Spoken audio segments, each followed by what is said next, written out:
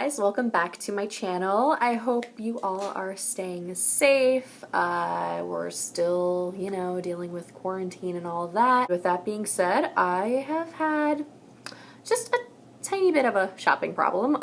I've just found a hobby in buying designer goods, but not at full price, for actually really good deals. So I just wanted to show you guys what I've been getting to kind of give you an idea of what you can get. I guess you could call it bougie on a budget. I know that's a series that many people do that mostly usually include fake designer items, but I am not really about that. I prefer to have the real thing. Some people I know will spend a couple $100s on a really good fake, when I will show you that you can actually spend that same amount of money and get the real thing. Also, sorry about the quality of this video. I'm recording it on my iPad. I've run out of memory on what I normally record on, but I did want to get this video out because I know I haven't posted a video in a while and I really want to get back into the swing of YouTube. Yeah, I hope you still find this video helpful. I will tell you the prices of everything that I've got because I know a lot of you, I'm sure, are curious and I want to be transparent. The thing that has made me justify buying these things is because if I want to, I can actually resell them for the exact same price that I got them for, or most likely more, because I have cleaned the bags up a little bit. Compared to buying fake designer items, this is actually such a better investment for your money because even years from now, I can sell these things for the same price that I got them for, basically. So first I want to show you guys my classic Louis Vuitton Speedy. You might be thinking, what the heck is with this bag? It obviously looks a little bit different than your typical Speedy. I got this bag a couple of years ago from eBay.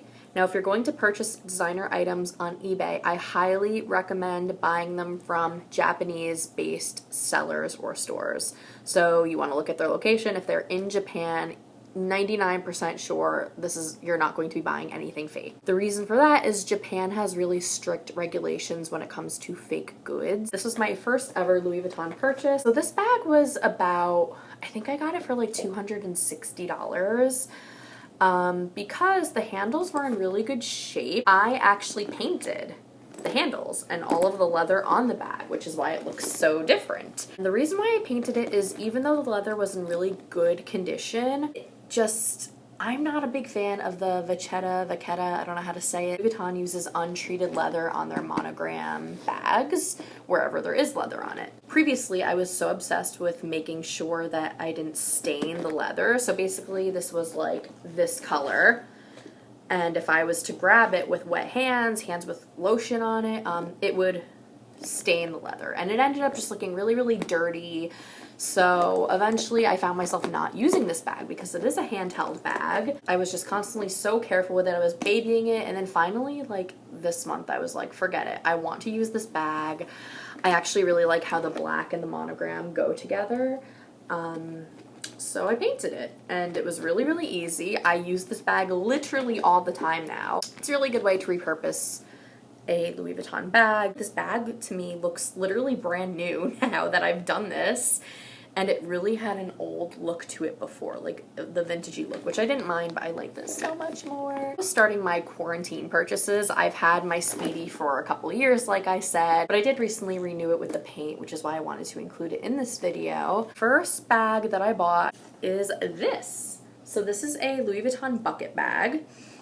I don't think they make this exact kind anymore, but there's so many of them on eBay. Also got this bag for about 200 and something. This is the PM size, by the way, so it is small. It's the smallest size that they make of the bucket bag. The leather on this is in such good condition. No staining. It honestly just looks so new. There's little feet at the bottom, which I really like. The problem with the bucket bags, and the reason why there are so many of them on eBay, they came with a lining inside that was like, it looked really pretty, like a white color. Don't really know how to describe it. Almost looked like a fake leather kind of lining. This lining over time, especially if you live in a humid climate, tends to get sticky and actually peel off. So I did buy this bag with the lining and it was sticky. You can actually see a little bit of the lining left in there. So I took the time to take out the lining, peeled it all off, used some nail polish remover. Now the inside of the bag is not that pretty. it's actually quite ugly. I might eventually get it replaced, probably not by Louis Vuitton, probably I'll just see if a cobbler can do it maybe, but for now it's fine, it doesn't really bother me, and I got the bag for such a good price that I just don't mind having it like that. I feel like this bag is a better size than the Speedy if I want to just like throw a water bottle into it, especially now that I don't have to worry about the lining. The thing that I don't love about the Speedies is the opening is like a little bit tight. So it's kind of, this bag always reminds me of like a dark hole, basically. This bag is just more open. It's more casual, I feel like. The next bag that I got, and this bag I got for such a good price because it was in such bad condition. This is another bag that I painted the leather on, is the Louis Vuitton Noe bag. This is the largest size of it. It's so cute. It kind of has that like more slouchy, like boho look, which actually is more of my style with handbags. The Speedy to me looks more like posh. This one just looks more casual. And this bag I got for about $200. This bag new is so much money. It now looks really good, as you can see. I painted it. The bottom of this bag before I painted it had huge stains on it. It was just absolutely disgusting. I do not even want to know what this bag has been through for it to look like that. Now it looks so much better. The strap is in decent condition. I don't wear bags this big that often, so this one kind of does just sit in my closet. I'm kind of waiting for an excuse to use it. Probably during fall, I would say, when I want to bring a sweater with me or something, because this bag is obviously big enough to throw in a hoodie. Really good size bag that I got for so cheap, and painting it really gave it a new life. If you find a bag that looks like it's in really bad shape and you want to give it a new life, just give it some paint. Now, the topic of that bag, I end up loving that bag so much after painting it, but again, it's kind of big, so it's not like super practical for me.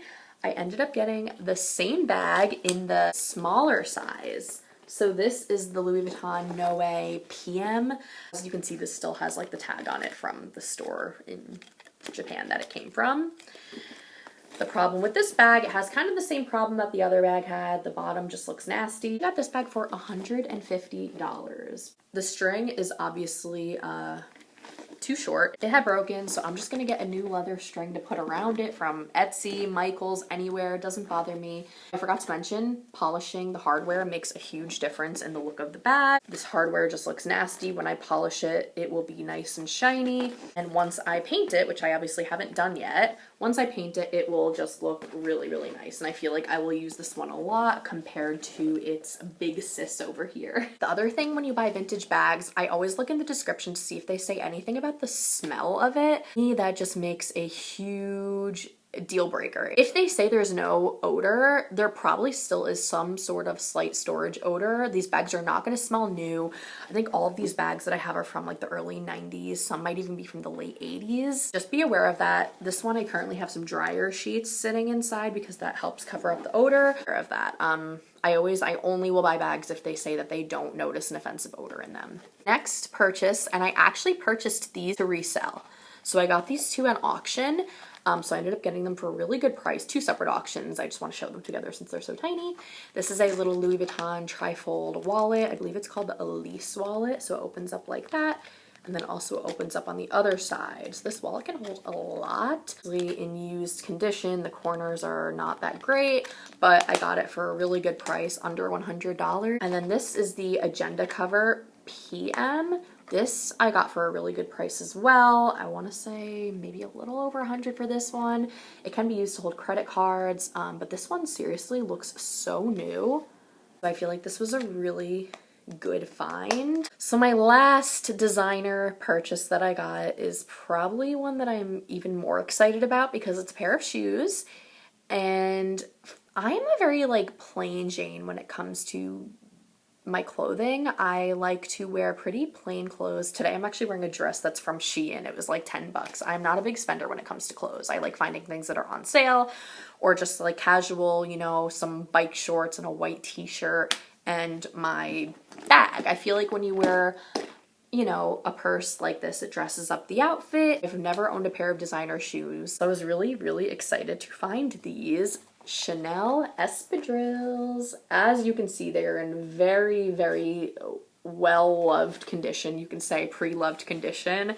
They definitely do not look new by any means, but they're also not in the worst shape ever. There's no holes. Side looks pretty good. Bottom's pretty clean, not that that matters, they're shoes. I got these for $170, which is kind of unheard of for these espadrilles because they are very classic. I feel like these sell really quickly all the time when people put them for sale, and also people usually put them for sale for at least in the 300s. I've actually never seen a pair of espadrilles for under $200 unless they were in really, really bad unwearable condition or like a weird colored canvas one. But this is a pretty classic pair. So it's from the 2015 collection. It's got the pebbled lambskin leather.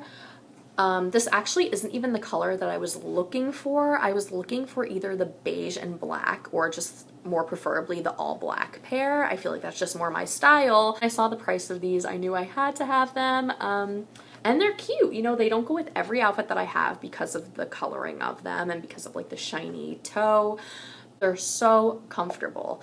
I've never had a pair of, I've just basically never had a pair of shoes that are not sneakers that are so comfortable. Skin, I've never thought that I could own a pair of shoes like this that wouldn't give me a blister or rub the back. I got these from Poshmark. I made sure to look and make sure they were authentic. I looked at the pictures very thoroughly.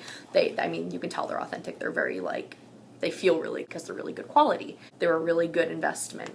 That is all I have to show you guys. Let me know if you have any questions because I know the whole pre-loved designer market, it can be a lot. There's a lot to consider when it comes to buying a pre-loved designer item because yes, they are inexpensive for what they are, but they are still expensive. And I've invested money into these pieces because I found that they were a good value and a good investment to where I can resell them for more. So I will see you guys in my next video. Thank you so much for watching.